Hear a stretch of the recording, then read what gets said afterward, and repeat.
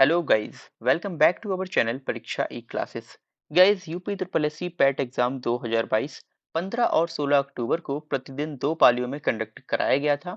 इस एग्जाम में लगभग 36 लाख से भी अधिक अभ्यर्थियों ने रजिस्ट्रेशन कराया था, परंतु पेपर के लिए केवल 24 लाख से अधिक अभ्यर्थी ही उपस्थित रहे। रिसेंटली ही आयोग के द्वारा UP triple S C PET exam की सभी पालियों की आंसर कीज को रिलीज किया गया है। इस वीडियो में हम 15 अक्टूबर 2022 को प्रथम पाली में कंडक्ट कराए गए प्रश्न पत्र की मास्टर आंसर की को देखने वाले हैं। यदि आपने भी इस पाली में एग्जाम दिया है, तब आप अपना स्कोर चेक करके कमेंट बॉक्स में हमारे साथ शेयर कर सकते हैं। चलिए देखते हैं पहला क्वेश्चन यहाँ पर। निम्नलिखित में से किस युग में तांबे का पहली बार उपयोग किया गया था? तो देखिए, ताम्र पाषाण युग इस प्रश्न का सही आंसर होगा। कैलकोलिथिक एज में पहली बार तांबे का उपयोग किया गया था। तो क्वेश्चन नंबर फर्स्ट का ताम्रपाषाण युग सही आंसर हो जाएगा। क्वेश्चन नंबर 2 है, निम्नलिखित में से किस स्थान पर प्रथम बौद्ध संगीति का आयोजन किया गया था? तो देखिए, राजगीर एक जगह है बिहार में, यहाँ पर प्रथम बौद्ध संगीति का आयोजन किया गया था। इसे आप राजगृह के नाम से भी जानते हैं। इसका सही आंसर राजगीर हो जाएगा। क्वेश्चन नंबर 3 है, निम्नलिखित में से कौन वह व्यक्ति है जिनका नाम देव नाम प्रियदर्शी भी था? तो देखिए, मौर्यकालीन सम्राट अशोक को देव नाम प्रियदर्शी के नाम से भी जाना जाता था। तो यहाँ पर सही आंसर होगा मौर्य सम्राट अशोक। क्वेश्चन नंबर 4 देखते हैं। संगमरमर पर पियत्रा द्योरा, जिसे आप पित्रा या फिर रंगीन पत्थर की जड़ाई का काम भी कहते हैं, ये किसके समय में बहुत लोकप्रिय हुआ? तो देखिए, जो मुगल शासक थे शाहजहां, इनके समय पर संगमरमर पर इस तरह की रंगीन पत्थर की जड़ाई का काम बहुत अधिक लोकप्रिय हुआ। तो क्वेश्चन नंबर 4 का आंसर सही होगा शाहजहां। क्वेश्चन नंबर 5 है, जब ईस्ट इंडिया कंपनी की स्थापना हुई, तब भारत पर निम्नलिखित में से किसका शासन था? तो देखिए, जब ईस्ट इंडिया कंपनी की स्थापना भारत में हुई, उस समय मुगल सम्राट का शासक था, यानी मुगल जो वंश था वो भारत पर शासन कर रहा था। क्वेश्चन नंबर 5 का मुगल सम्राट सही आंसर होगा। क्वेश्चन नंबर 6 देखेंगे। भूदान ग्रामदान आंदोलन निम्नलिखित में से किसके द्वारा शुरू किया गया था? तो देखिए, जो ऑप्शन दिए गए थे उसके अकॉर्डिंग यहाँ पर विनोबा भावे सही आंसर होगा। विनोबा भावे के द्वारा ही भूदान ग्रामदान आंदोलन का प्रारंभ किया गया था। क्वेश्चन नंबर 6 का विनोबा भावे सही होगा। क्वेश्चन नंबर 7 है, दांडी नमक यात्रा के दौरान निम्नलिखित में से किस सामाजिक कार्यकर्ता ने गांधी जी को आंदोलनों को केवल पुरुषों तक सीमित ना रखने के लिए राजी किया था? तो ये कमला देवी चट्टोपाध्याय थी, जिन्होंने जो दांडी नमक यात्रा थी इसको केवल पुरुषों तक सीमित ना रखने के लिए गांधी जी को राजी किया था। तो कमला देवी चट्टोपाध्याय यहाँ पर सही आंसर हो जाएगा। अगला क्वेश्चन देखते हैं, क्वेश्चन नंबर 8। क्वेश्चन नंबर 8 आपसे पूछा गया है, राष्ट्रवाद की पहली स्पष्ट अभिव्यक्ति निम्नलिखित में से किस क्रांति के साथ हुई? यानी जो नेशनलिज्म है ये फर्स्ट टाइम कब प्रतिलक्षित हुआ, कब अभिव्यक्त हुआ, इसका जो कॉन्सेप्ट है कब आया? तो फ्रांसीसी क्रांति के दौरान पहली बार राष्ट्रवाद की जो अभिव्यक्ति है वो देखने को मिली। क्वेश्चन नंबर 8 का सही आंसर होगा the French revolution. Question number 9 देखेंगे। सरकार की निम्नलिखित में से किस अधिनियम के कारण बंबई से सिंध प्रांत का निर्माण हुआ था? तो देखिए, भारत सरकार अधिनियम जो 1935 आया था, जिसे आप भारत शासन अधिनियम कह सकते हैं, 35 1935 के द्वारा ही बंबई से सिंध प्रांत को अलग कर नए प्रांत का निर्माण किया गया। अगला क्वेश्चन है क्वेश्चन नंबर 10। प्रसिद्ध युद्ध का नारा चलो दिल्ली किसके द्वारा दिया गया था? तो देखिए, ये जो नारा था चलो दिल्ली, ये सुभाष चंद्र बोस के द्वारा दिया गया था, और इसे आप दिल्ली चलो के नाम से भी जानते हैं। क्वेश्चन नंबर 11 देखते हैं। विश्व की सबसे ऊंची चोटी माउंट एवरेस्ट किस किस के बीच स्थित है? तो देखिए, वर्ल्ड की हाईएस्ट जो चोटी है वो नेपाल और तिब्बत इन दोनों के बीच में स्थित है। क्वेश्चन नंबर 12 देखेंगे। निम्नलिखित में से भारत में अक्टूबर की गर्मी का मुख्य कारण क्या है?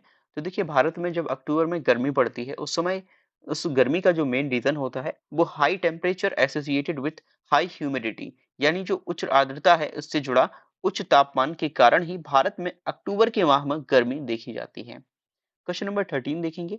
भारतीय मानक समय ग्रीनविच मीन टाइम, जिसे आप ग्रीनविच माध्य समय के नाम से जानते हैं, ये कितने आगे है, कितना आगे है? तो भारतीय मानक समय से जो जीएमटी समय है वो 5.5 घंटे आगे है। कितना? 5 whole 1/2 hours।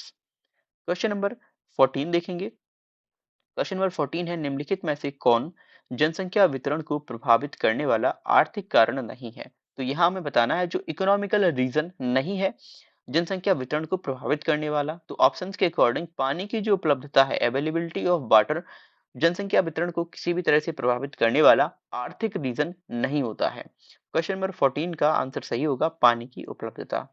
क्वेश्चन नंबर 15 है, निम्नलिखित में से किस नदी को बिहार का शोक कहा जाता है? तो देखिए, बिहार की शोक के नाम से कोसी नदी जानी जाती है, और इसी तरह जो बंगाल का शोक है वो हम दामोदर नदी को बंगाल की शोक के नाम से भी जानते हैं। तो यहाँ पर क्वेश्चन नंबर 15 का जो बिहार का शोक कहा जाएगा कोसी नदी को। अगला क्वेश्चन देखिए, क्वेश्चन नंबर 16। क्वेश्चन नंबर 16 आपसे पूछा गया है, भारत की पंचवर्षीय योजनाओं को अंतिम स्वीकृति निम्नलिखित में से किसके द्वारा दी गई थी? तो जो जो भारत में पंचवर्षीय योजनाओं का निर्माण किया जाता था, इसको जो फाइनल जो स्वीकृति दी जाती थी, फाइनल अप्रूवल, ये दिया जाता था राष्ट्रीय विकास परिषद के द्वारा। क्वेश्चन नंबर 16 का ये आंसर सही होगा, राष्ट्रीय विकास परिषद। क्वेश्चन नंबर 17 देखिए, किसी भी विकासशील अर्थव्यवस्था के प्रारंभिक चरणों में अधिकांश गतिविधियां किस क्षेत्र से संबंधित होती हैं? तो देखिए, जो भी राष्ट्र विकासशील अवस्था में होता है तो उसकी जो अर्थव्यवस्था होती है, उसकी अधिकांश जो गतिविधियां होंगी वो प्राथमिक क्षेत्र से संबंधित होती हैं। जैसे कि कृषि, बागवानी, इस तरह की सारी जो गतिविधियां हैं वो प्राथमिक क्षेत्र में आती हैं, और जो विकासशील अर्थव्यवस्था है उसके प्रारंभिक चरण के लिए प्राथमिक क्षेत्र में ही अधिकांश गतिविधियां कराई जाती हैं। क्वेश्चन नंबर 17 का प्राथमिक सही होगा। अगला क्वेश्चन है क्वेश्चन नंबर 18। निम्नलिखित में से कौन सा हरित क्रांति की रणनीति का हिस्सा था? तो अकॉर्डिंग टू जो ऑप्शंस हैं वो सारे ही ऑप्शंस यहाँ पर सही माने गए हैं जो हरित क्रांति की रणनीति का हिस्सा थे। क्वेश्चन नंबर 19 देखिए, निम्नलिखित में से कौन एक वाणिज्यिक बैंक नहीं है? तो देखिए, आपने सिडबी का नाम सुना है, ऑप्शंस में जो सिडबी दिया हुआ है ये एक वाणिज्यिक बैंक नहीं है। तो क्वेश्चन नंबर 19 का सिडबी सही होगा। अगला क्वेश्चन नंबर 20 देखते हैं, निम्नलिखित में से कौन सा सार्वजनिक क्षेत्र का उपक्रम संसद के तहत एक विशेष कानून पारित करके स्थापित किया गया है? तो देखिए, जो वैधानिक निगम है इसको सार्वजनिक क्षेत्र का उपक्रम संसद के एक विशेष कानून पारित करके स्थापित किया गया है। क्वेश्चन नंबर 20 का सही होगा वैधानिक निगम। अगला क्वेश्चन देखिए, क्वेश्चन नंबर 21। भारत की संघ कार्यकारिणी में निम्नलिखित में से कौन शामिल नहीं होता है? तो जो अकॉर्डिंग टू ऑप्शंस है वहां पर राज्यों के मुख्यमंत्री को यूनियन एग्जीक्यूटिव ऑफ इंडिया में शामिल नहीं किया जाता है। तो इन इसमें जो भारत संघ की कार्यकारिणी है इसमें किसे शामिल किया जाएगा? जो रेस्ट ऑफ दी ऑप्शंस है वो यहाँ पर सही माने जाएंगे। क्वेश्चन नंबर 22 देखिए, डैश के पास मौलिक अधिकार को लागू करने की शक्ति है? तो किसके पास होती है मौलिक अधिकार को लागू करने की शक्ति? तो भारत में जो मौलिक अधिकार हैं इनको लागू करने की शक्ति हमारी सुप्रीम कोर्ट और स्टेट्स के हाई कोर्ट्स को दी गई है, ये जो शक्ति है। तो यहाँ पर सर्वोच्च न्यायालय और उच्च न्यायालय सही हो जाएगा। क्वेश्चन नंबर 23 है, भारत में राष्ट्रीय मानवाधिकार आयोग निम्नलिखित में से किस मंत्रालय के अधीन है? तो भारत में जो मिनिस्ट्री ऑफ होम अफेयर्स है इसके पास राष्ट्रीय मानवाधिकार आयोग को अधीन किया गया है, और इसी के पास सारे अधिकार हैं इसे संचालित करने के। क्वेश्चन नंबर 24 देखेंगे, निम्नलिखित में से किसे किसी केंद्र शासित प्रदेश में उच्च न्यायालय स्थापित करने का अधिकार दिया गया है? तो देखिए, किसी भी केंद्र शासित प्रदेश में उच्च न्यायालय को स्थापित करने का अधिकार है भारत की संसद के पास, पार्लियामेंट के पास। क्वेश्चन नंबर 25 देखिए, निम्नलिखित में से कौन सा अनुच्छेद भारतीय संविधान में सर्वोच्च न्यायालय की स्थापना और उसके गठन के बारे में बताता है? तो देखिए, जो आर्टिकल 124 है ये भारतीय संविधान में सर्वोच्च न्यायालय सुप्रीम कोर्ट की स्थापना और उसके गठन के बारे में बताएगा। क्वेश्चन नंबर 26 देखते हैं, तारों का रंग निम्नलिखित में से किस पर निर्भर करता है? तो जो भी तारों का रंग हमें दिखाई देता है वो उसके तापमान पर डिपेंड करता है, यानी उनके टेम्परेचर पर। अगला क्वेश्चन 27 है, निम्नलिखित में से कौन सी गैस ग्लोबल वार्मिंग के लिए जिम्मेदार है? तो यहाँ पर जो ग्रीन हाउस गैसेस होती हैं ये अक्सर ग्लोबल वार्मिंग के लिए जिम्मेदार होती हैं। क्वेश्चन नंबर 28 देखिए, न्यूमोनिया मानव शरीर के किस अंग को प्रभावित करता है? तो देखिए, जो मानव के फेफड़े होते हैं, लंग्स होते हैं, ये निमोनिया के द्वारा प्रभावित हो जाते हैं। तो क्वेश्चन नंबर 28 का फेफड़े सही आंसर होगा। क्वेश्चन नंबर 29 देखिए, निम्नलिखित में से कौन सा वनस्पति रेशा नहीं है? तो यहाँ पर जो नायलॉन आपको ऑप्शंस में दिया गया है ये वनस्पति रेशा नहीं है, इसे सिंथेटिक बोला जाता है, संश्लेषित किया जाता है और फिर इसे बनाया जाता है। क्वेश्चन नंबर 30, पादप कोशिका भित्ति निम्नलिखित में से किससे बनी होती है? जो पादप कोशिका भित्ति होती है जिसे आप प्लांट सेल वॉल भी कहते हैं, ये सेल्यूलोज के द्वारा निर्मित होती है। क्वेश्चन नंबर 30 का सेल्यूलोज सही आंसर होगा। क्वेश्चन नंबर 31 देखिए। क्वेश्चन नंबर 31 मैथ का क्वेश्चन है, इसे सॉल्व कीजिए। इसका आंसर जो सही है वो है 30। क्वेश्चन नंबर 32 देखेंगे। अगेन यहाँ पर आपको क्वेश्चन दिया हुआ है मैथ से जुड़ा हुआ, इसे आपको सॉल्व करना है। इसका जो सही आंसर है वो है 100। क्वेश्चन नंबर 33 देखिए। 40% व्यक्ति समाचार पत्र एक्स पढ़ते हैं और 50% व्यक्ति समाचार पत्र वाई पढ़ते हैं। 10% व्यक्ति दोनों समाचार पत्र पढ़ते हैं। कितने व्यक्ति दोनों में से कोई समाचार पत्र नहीं पढ़ेंगे?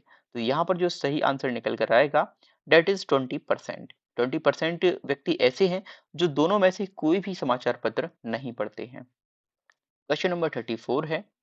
5 परिणामों का औसत 46 है और पहले जो 4 परिणाम हैं उनका औसत है 45। तो पांचवा परिणाम क्या होगा यहाँ आपको बताना है। तो इस आंसर का जो सही आंसर है इस क्वेश्चन का डेट इज 50। क्वेश्चन नंबर 35 देखेंगे। रूट 29.8116 प्लस रूट 77.44, इसको सॉल्व कीजिए। यहाँ पर जो सही आंसर निकल कर आएगा डेट इज 14.26। क्वेश्चन नंबर 36 है। महर्षि शब्द का सही संधि विच्छेद क्या होगा? तो देखिए महाधन ऋषि, ये इस प्रश्न का सही आंसर होगा, महाधन ऋषि। अब इसमें संधि कौन सी होगी? तो यहाँ पर आ प्लस रा, ठीक है, ये बन रहा महर्षि, ठीक है, महाधन अर्धन सी, तो महर्षि। क्वेश्चन नंबर 37 देखेंगे। निम्नलिखित में से शब्द युग्म का अर्थभेद सही नहीं है। तो देखिए अवलंब और अविलंब और अधर और विलोकित, ये यहाँ पर इसका सही आंसर माना गया है according to question options. Question number 38 है। किस विकल्प में सभी शब्द परस्पर पर्यायवाची हैं? तो पार्वती, रुद्राणी और भवानी, ये जो विकल्प है यहाँ पर तीनों ही ये पार्वती जी के आपके जो पर्यायवाची हैं वो दिए गए हैं, ये सही है। क्वेश्चन नंबर 39 है। निम्न विकल्प में से सही विलोम युग्म कौन सा होगा? तो नूतन मतलब नया और पुरातन मतलब पुराना, ये सही विलोम शब्द का जोड़ा है। क्वेश्चन नंबर 40 देखेंगे। ख्याली पुलाव पकाना मुहावरे का क्या अर्थ होता है? तो ख्याली पुलाव पकाना मतलब असंभव बातों की कल्पना करना। क्वेश्चन नंबर 40 का सही आंसर होगा असंभव बातों की कल्पना करना। यहाँ पर क्वेश्चन नंबर 41 एंड 42 में आपको एक पैसेज दिया हुआ है। इस पैसेज को आपको पढ़ना है, फिर इसके बाद इसके आंसर्स करने हैं। चलिए क्वेश्चन की ओर बढ़ते हैं सीधे। क्वेश्चन नंबर 41 आपसे पूछा गया है, वॉज कैरोलिन्स विदर एन आउटडोर टाइप? तो यहाँ पर अकॉर्डिंग टू जो हमारा पैसेज है यहाँ पर आंसर होगा नहीं, नो। क्वेश्चन नंबर 42 है। Why were the squads collected? तो जो स्क्वैड्स है वो क्यों कलेक्ट हुई थी? तो फॉर बैटिंग, ठीक है, ये बैटिंग करने के लिए, not batting it's batting. Question number 43 देखते हैं। Give synonym for the word partial? तो पार्शियल के लिए हमें सिनोनिम बताना है। पार्शियल मीन्स होता है इनकम्प्लीट, मतलब ये भी होता है पार्शियल मतलब थोड़ा, और इनकम्प्लीट मतलब भी अधूरा। तो इसका जो बेटर सिनोनिम है इन ऑप्शंस के अकॉर्डिंग वो ये होगा इनकम्प्लीट। क्वेश्चन नंबर 44 है। Choose the correct antonym. Disappoint, disappoint का हमें एंटोनिम बताना है, यानी ये होता है निराश। तो इससे सेटिस्फाई मतलब क्या होता है? संतुष्ट। तो क्वेश्चन नंबर 44 का सेटिस्फाई करेक्ट आंसर होगा। क्वेश्चन नंबर 45 देखिए। Give one word substitute for this line. The practice of writing, editing और कंपाइलिंग डिक्शनरीज, ये क्या कहलाता है? तो देखिए ये कहलाता है लेक्सिकोग्राफी, ठीक है। जो भी प्रैक्टिस होती है राइटिंग, एडिटिंग और कंपाइलिंग डिक्शनरीज के लिए उनको हम लेक्सिकोग्राफी के नाम से जानते हैं। क्वेश्चन नंबर 46 है। एक महिला की ओर इशारा करते हुए नीलेश ने कहा, वह मेरी पत्नी के दादा की इकलौती संतान की इकलौती बेटी है। तो महिला नीलेश से किस प्रकार संबंधित है? यहाँ पर जो सही आंसर माना गया है डेट इज वाइफ यानी पत्नी। Question number 47। यहाँ पर आपको सीरीज दी हुई है जिसमें से आपको असंगत को चयन करना है। देखेंगे तो यहाँ पर 8, 27, 64, 100, 125, 216 और 343। इस क्वेश्चन का सही आंसर माना गया है 100, बिकॉज 8, 27, 64, 125, 216 और 343 ये सभी 2, 3, 4, 5, 6 और 7 के क्यूब हैं, लेकिन जो 100 है ये स्क्वायर है 10 का, इसीलिए यहाँ पर इसको ऑड माना गया है। क्वेश्चन नंबर 48 देखेंगे। 1 जनवरी 2006 को रविवार था, तो तो 1 जनवरी 2010 को सप्ताह का कौन सा दिन होगा? इस प्रश्न का जो सही आंसर है डेट इज फ्राइडे यानी शुक्रवार सही आंसर हो जाएगा। क्वेश्चन नंबर 49 की ओर बढ़ते हैं। क्वेश्चन नंबर 49 है, निम्नलिखित में से प्रश्न में कथन दिए गए हैं और इन कथनों के बाद निष्कर्ष निकाले गए हैं। निष्कर्षों को पढ़ें और फिर यह तय करें कि दिए गए निष्कर्षों में से कौन सा निष्कर्ष सामान्य रूप से ज्ञात तथ्यों की परवाह किए बिना दिए गए कथनों का तार्किक रूप से अनुसरण करता है। चलिए आप सीधे कथन पर आते हैं। सभी किताबें पेपर हैं, कुछ पेपर जर्नल हैं, कुछ जर्नल कैलेंडर हैं। तो यहाँ पर जो हमें 4 निष्कर्ष दिए गए हैं उसके अकॉर्डिंग सही आंसर जिसे माना गया है डेट इज, यहाँ पर जो आपको सही आंसर माना गया है ये है नन ऑफ दीज यानी इनमें से कोई नहीं। ठीक है, इसको सही मान लिया गया है, ये दिया गया है। आगे देखते हैं अगला क्वेश्चन, क्वेश्चन नंबर 50। यदि नॉर्मल को RPNL BM के रूप में कोडित किया जाता है तो हमें गैदर को किस प्रकार से कोड करना होगा? तो इसके अकॉर्डिंग जब हम गैदर को कोड करेंगे तो निकल कर आएगा TBGRFH। 50 का ये आंसर सही होगा। क्वेश्चन नंबर 51 देखेंगे। निम्नलिखित में से किस देश के वैज्ञानिकों ने पहला कृत्रिम भ्रूण तैयार किया है? तो देखिए इजराइल जो कंट्री है यहाँ के वैज्ञानिकों ने फर्स्ट आर्टिफिशियल भ्रूण यह तैयार कर लिया है। क्वेश्चन नंबर 51 का इजराइल सही आंसर होगा। 52 देखेंगे। प्रधानमंत्री नरेंद्र मोदी ने निम्नलिखित में से किस राज्य में IIBX India international bullion exchange launch किया है? तो ये गुजरात में किया गया है IIBX। क्वेश्चन नंबर 53 देखेंगे। निम्नलिखित में से किस देश ने अगस्त 2022 में ताइवान के आसपास अपना अब तक का सबसे बड़ा सैन्य अभ्यास किया है? तो देखिए चाइना के द्वारा ये सैन्य अभ्यास कंडक्ट कराया गया है अगस्त 2022 के माह में। क्वेश्चन नंबर 54 देखेंगे। अगस्त 2022 में भारत की पहली अंडर वाटर मेट्रो का उद्घाटन निम्नलिखित में से किस शहर में किया गया है? तो इंडिया की जो पहली अंडर वाटर मेट्रो है इसका उद्घाटन कोलकाता में किया गया है। क्वेश्चन नंबर 54 का कोलकाता सही आंसर होगा। क्वेश्चन नंबर 55 देखेंगे। भारतीय सेना ने जुलाई 2022 में डैश नामक एक अखिल भारतीय संचार उपग्रह अभ्यास का आयोजन किया है। ठीक है, तो ये स्काईलाइट नाम से जो अभ्यास था उसका आयोजन किया गया था और यहाँ पर भारतीय सेना ने पार्टिसिपेट किया था और भाग लिया था, उसका आयोजन भी किया था। क्वेश्चन नंबर 56 देखेंगे। भारत किन दो शहरों के बीच आकाशा एयर की पहली अ, उड़ान का उद्घाटन किया गया है? भारत के किन दो शहरों के बीच? तो मुंबई से अहमदाबाद के बीच। रिसेंटली आपको पता है कि राकेश झुनझुनवाला जिनकी डेथ हुई है उन्होंने इसी आकाशा एयरलाइंस को खरीदा था और उसकी जो पहली उड़ान है वो मुंबई से अहमदाबाद के लिए पहली उड़ान रखी गई है। क्वेश्चन नंबर 57 देखेंगे। आजादी का अमृत महोत्सव के तहत बढ़े चलो अभियान निम्नलिखित में से किस केंद्रीय मंत्रालय के द्वारा शुरू किया गया है? तो ये जो बढ़े चलो अभियान है इसकी शुरुआत संस्कृति मंत्रालय मिनिस्ट्री ऑफ कल्चर के द्वारा स्टार्ट की गई है। क्वेश्चन नंबर 58 देखेंगे। निम्नलिखित में से किस आईआईटी ने भारतीय भाषा प्रौद्योगिकी को आगे बढ़ाने के लिए A14 भारत में नीलेकणी केंद्र की शुरुआत करी है? तो ये जो शुरुआत की गई है ये आईआईटी मद्रास में करी गई है। 58 का आईआईटी मद्रास सही आंसर होगा। क्वेश्चन नंबर 59 देखते हैं। दैट इज, किस केंद्रीय मंत्री की अध्यक्षता में चंडीगढ़ में नशीली दवाओं की तस्करी और राष्ट्रीय सुरक्षा पर एक राष्ट्रीय सम्मेलन का आयोजन किया गया है? तो देखिए ये जो अध्यक्षता करी है अमित शाह के द्वारा की गई है, ये केंद्रीय गृह मंत्री हैं। क्वेश्चन नंबर 60 देखेंगे। निम्नलिखित में से कौन सा राज्य भारत में पहला हर घर जल प्रमाणित राज्य बन गया है? देखिए गोवा एक पहला ऐसा राज्य बन गया है जहां पर हर घर जल प्रमाणित है। क्वेश्चन नंबर 60 का गोवा यहाँ पर सही आंसर हो जाएगा। 61 देखते हैं। निम्नलिखित में से कौन भारत का पड़ोसी देश नहीं है? तो ऑप्शंस के अकॉर्डिंग यूएई यहाँ पर भारत का पड़ोसी देश नहीं है। ठीक है, बाकी आप सभी जानते हैं कि BCPN और MBA ये यहाँ पर भारत के सारे ही जो है ना वो पड़ोसी देश हैं। क्वेश्चन नंबर 62 देखेंगे। निम्नलिखित में से हंगरी की राष्ट्रीय मुद्रा क्या है? यानी नेशनल करेंसी क्या है हंगरी की? हंगेरियन फॉरेंट यहाँ पर करेक्ट आंसर होगा, हंगरी की राष्ट्रीय मुद्रा। क्वेश्चन नंबर 63 में आपसे पूछा गया है स्वतंत्रता के बाद भाषा के आधार पर बने भारत के पहले राज्य का नाम बताइए। तो देखिए जो भारत में भाषा के आधार पर स्वतंत्रता के बाद पहला राज्य बनाया गया था वह था आंध्र प्रदेश। ठीक है, क्वेश्चन नंबर 63 का आंध्र प्रदेश सही होगा। क्वेश्चन 64 देखेंगे। डैश लोकसभा में पद धारण करने की न्यूनतम आयु है। देखिए लोकसभा में जो सदस्य बनने की न्यूनतम आयु रखी गई है ये है 25 वर्ष। क्वेश्चन नंबर 64 का 25 सही होगा। आप देखते हैं क्वेश्चन नंबर 65। अंतर्राष्ट्रीय जैव विविधता दिवस किस तारीख को मनाया जाता है? तो देखिए 22 मई को हम इंटरनेशनल बायोलॉजिकल डाइवर्सिटी डे मनाते हैं।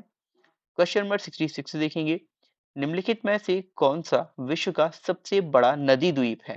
तो देखिए माजुली द्वीप है, ये विश्व का सबसे बड़ा नदी द्वीप है और ये भारत के असम में स्थित है। असम में ब्रह्मपुत्र नदी में ये स्थित है माजुली द्वीप। क्वेश्चन नंबर 67 देखते हैं, नौटंकी निम्नलिखित में से किस राज्य का लोक नृत्य है? तो जो नौटंकी है ये भारत के उत्तर प्रदेश राज्य का लोक नृत्य है। क्वेश्चन नंबर 67 का सही आंसर होगा उत्तर प्रदेश। 68 देखेंगे, अंतरराष्ट्रीय ओलंपिक समिति का मुख्यालय कहाँ पर है? तो जो इंटरनेशनल ओलंपिक कमेटी है आईसीसी, इसका जो मुख्यालय है ये स्विट्जरलैंड में है। क्वेश्चन नंबर 68 का स्विट्जरलैंड सही आंसर होगा। क्वेश्चन नंबर 69 देखते हैं, निम्नलिखित में से किसने प्रसिद्ध पुस्तक पावर्स ऑफ द माइंड ये लिखी है? तो ये जो पुस्तक है ये स्वामी विवेकानंद जी के द्वारा लिखी गई है। ठीक है, इसका नाम है powers of the mind. Question number 70 देखेंगे, यूएनएफ ट्रिपल सी का अर्थ निम्नलिखित में से क्या है? तो देखिए इसका जो फुल फॉर्म है that is United Nations framework convention on climate change. ये आप सही आंसर इसका होगा ये। क्वेश्चन नंबर 71 देखते हैं, यहाँ पर क्वेश्चन नंबर 71 से लेकर 75 तक अनुच्छेद को पढ़कर प्रश्नों के उत्तर देने हैं। अनुच्छेद आप पढ़ लीजिएगा, मैं यहाँ पर सीधे प्रश्नों की ओर चलता हूँ। क्वेश्चन नंबर 71 है, साहित्य अपने दायित्व का निर्वाह किस प्रकार पूरा करता है? क्वेश्चन नंबर 71 है, साहित्य अपने दायित्व का निर्वाह किस प्रकार पूरा करता है? तो अकॉर्डिंग टू पैसेज इसका जो सही आंसर होगा दुष्प्रभावों को सामने लाकर। क्वेश्चन नंबर 72 है, साहित्य हमें किस तरह से पुरानी पीढ़ियों की जानकारी देता है? तो राष्ट्र के इतिहास, गरिमा, संस्कृति, सभ्यता, पूर्वजों के विचार, अनुसंधान आदि तत्कालीन साहित्य के द्वारा ही जाने जा सकते हैं। क्वेश्चन नंबर 73 है, साहित्य केवल समाज का दर्पण क्यों नहीं है? क्योंकि साहित्य द्वारा समाज की विडंबनाओं और विसंगतियों पर प्रहार करके उनमें सुधार लाने की कोशिश की जाती है। क्वेश्चन नंबर 74 आपसे पूछा गया है, प्रस्तुत गद्यांश का सर्वाधिक उचित शीर्षक क्या हो सकता है? तो इसका सही आंसर है साहित्य और समाज। क्वेश्चन नंबर 75 है, साहित्यकार समाज के प्रति अपने उद्देश्य को कैसे परिपूर्ण करता है? तो इसका जो सही आंसर यहाँ पर माना गया है डेट इज साहित्यकार समाज में अपनी कृतियों द्वारा आशा का संचार करता है और उत्साह एवं कर्तव्यवाद का संदेश देता है। क्वेश्चन नंबर 76 से 80 तक फिर से हमें एक अनुच्छेद दिया हुआ है जिसे पढ़ के हमें क्वेश्चंस के आंसर्स देने हैं। मैं सीधे प्रश्नों की ओर ले चलता हूँ। क्वेश्चन नंबर 76 यहाँ पर पूछा गया है, जिज्ञासु को सत्य व अहिंसा के पथ पर चलते समय संकटों का सामना कैसे करना चाहिए? तो देखिए संकटों को सहते हुए निमित्त नाश किए बिना आगे बढ़ना चाहिए जिज्ञासु को। क्वेश्चन नंबर 77 देखेंगे, सत्य और अहिंसा के मार्ग को अस्सी की धार पर चलने के समान क्यों बताया गया है? अस्सी मतलब तलवार की धार पर चलने के समान क्यों बताया गया है? क्योंकि सत्य और अहिंसा का मार्ग जितना सीधा है उतना ही तंग है और इस मार्ग पर चलना अत्यंत कठिन है। क्वेश्चन नंबर 78 है, सत्य रूपी परमेश्वर की रत्न चिंतामणि प्राप्त करने के लिए हम क्या कर सकते हैं? तो यहाँ पर जो ऑप्शन दिए गए हैं उसके अकॉर्डिंग ये सभी उपाय किए जा सकते हैं। क्वेश्चन नंबर 79 देखेंगे, गद्यांश में चिर स्थायी शब्द के लिए कौन सा विलोम शब्द प्रयुक्त हुआ है? तो जो चिर स्थायी शब्द है उसके लिए जो सही विलोम प्रयुक्त किया गया है डेट इज क्षणभंगुर, फ्रजाइल। क्वेश्चन नंबर 79 का क्षणभंगुर सही आंसर होगा।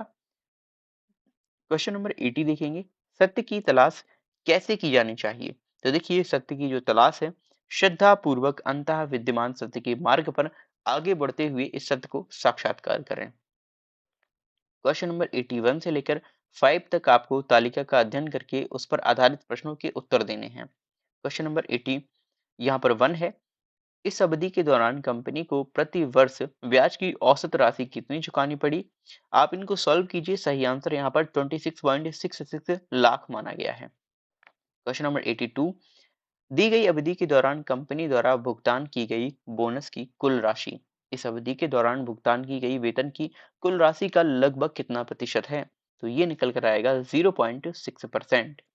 क्वेश्चन नंबर 83 है, 2011 में इन सभी मदों पर कुल व्यय 2015 में कुल व्यय का लगभग कितना प्रतिशत था? तो ये जो प्रतिशत है वो निकल कर आएगा 68.33। क्वेश्चन नंबर 84 है, वर्ष 2013 के दौरान इन मदों पर कंपनी का कुल व्यय कितना होगा? तो ये व्यय निकल कर आएगा 738.44 लाख। क्वेश्चन नंबर 85 देखेंगे, सभी वर्षों के लिए करों पर कुल व्यय और सभी वर्षों के लिए ईंधन और परिवहन पर कुल व्यय के बीच का अनुपात क्रमशः लगभग कितना होगा? तो ये निकल कर आता है 109:151। क्वेश्चन नंबर 86 से 90 तक अगेन यहाँ पर जो हमें तालिका दी हुई है उसे पढ़कर क्वेश्चंस के आंसर देने हैं। देखते हैं पहला क्वेश्चन, क्वेश्चन नंबर 86 क्या होगा इसके अकॉर्डिंग। 10 दिनों के दौरान ऑल्टो और टियागो की औसत गति का अनुपात क्या था? तो ये अनुपात निकल कर आएगा 25:36। क्वेश्चन नंबर 87 है, आल्टो और क्विड दिए गए 10 दिनों के दौरान अपनी औसत गति की समान गति से एक दूसरे की ओर यात्रा कर रहे हैं। मिलने के बाद वे एक दूसरे के शुरुआती बिंदु की ओर यात्रा करते हैं। यदि शुरू में दोनों कारों के बीच की दूरी 2300 किलोमीटर है, तो ऑल्टो और क्विड के द्वारा एक दूसरे से मिलने के बाद अपने गंतव्य तक पहुंचने में लगने वाले समय का अंतर ज्ञात कीजिए। तो ये अंतर निकल कर आएगा 0 आवर 0 घंटे। क्वेश्चन नंबर 88 है, दिए गए 10 दिनों के दौरान कार मिनी द्वारा उसकी औसत गति से 875 किलोमीटर की यात्रा करने में लिए गए समय का दिए गए 10 दिनों के दौरान कार स्विफ्ट द्वारा उसकी औसत गति 990 किलोमीटर की यात्रा करने में लिए गए समय से अनुपात ज्ञात कीजिए। तो ये जो अनुपात निकल कर आना है डेट इज 56:99। क्वेश्चन नंबर 89 देखेंगे, यदि सभी कारों द्वारा 10 दिनों में तय की गई कुल दूरी कार ए और बी क्रमशः 150 घंटों और 300 घंटों में तय करती है, तो कार ए और बी की औसत गति के बीच का अंतर बताइए। तो ये अंतर निकल कर आएगा 61 kilometre per hour. Question number 90 है, 10 दिनों के दौरान टियागो और मिनी द्वारा तय की गई कुल दूरी का अनुपात कितना था? तो ये अनुपात निकल कर आएगा 18:25। अब देखते हैं क्वेश्चन नंबर 91। 91 से 5 तक अगेन हमें यहाँ पर सारणी दी हुई है जिसको देखकर हमें सॉल्व करने हैं क्वेश्चन। 91 है, 2003 के दौरान कंपनी में कार्यरत कर्मचारियों की संख्या कितनी थी? तो ये थी 5000। क्वेश्चन नंबर 92 है, किस वर्ष में पिछले वर्ष की तुलना में कंपनी छोड़ने वाले कर्मचारियों की संख्या में प्रतिशत वृद्धि या फिर कमी अधिकतम है? तो ये निकल कर आएगा सही आंसर इसका 2002। वर्ष 2002 में ये जो अधिकतम है वो दिखेगा आपको। नेक्स्ट क्वेश्चन नंबर 93 है, 2002 से 2003 तक कर्मचारियों की संख्या में लगभग कितने प्रतिशत की वृद्धि या फिर कमी हुई है? तो ये है 1%। क्वेश्चन नंबर 94 है, 2003 में कंपनी में काम करने वाले कर्मचारियों की संख्या 2006 में कंपनी में काम करने वाले कर्मचारियों की संख्या का लगभग कितने प्रतिशत थी? तो ये था 96.15%। क्वेश्चन नंबर 95 देखेंगे, दी गई अवधि के दौरान किसी भी वर्ष में कंपनी में शामिल होने वाले कर्मचारियों की न्यूनतम संख्या का कंपनी छोड़ने वाले कर्मचारियों की अधिकतम संख्या से अनुपात कितना है? तो ये जो रेशियो निकल कर आया है ये है 9/13। क्वेश्चन नंबर 96 से 100 तक अगेन यहाँ पर हमें बार ग्राफ का अध्ययन करना है और उसके आधार पर प्रश्नों के उत्तर देने हैं। क्वेश्चन नंबर 96 है, 2013 से 14 तक खिलौनों के उत्पादन में लगभग प्रतिशत गिरावट कितनी थी? तो ये गिरावट 20% थी। क्वेश्चन नंबर 97, 2015 और 16 का औसत उत्पादन निम्नलिखित में से किस वर्षों के युग्म के औसत उत्पादन के बिल्कुल बराबर था? तो ये वर्ष हैं 2012 और 17।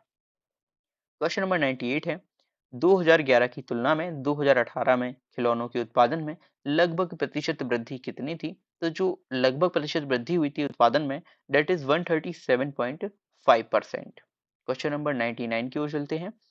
ये है, पिछले वर्ष की तुलना में किस वर्ष उत्पादन में प्रतिशत वृद्धि सबसे अधिक थी? तो वर्ष 2017 में जो प्रतिशत वृद्धि थी ये सबसे अधिक थी। क्वेश्चन नंबर 100 देखते हैं, दिए गए कितने वर्षों में खिलौनों का उत्पादन दिए गए वर्षों के औसत उत्पादन से अधिक था? तो इस तरह के टोटल 4 वर्ष थे।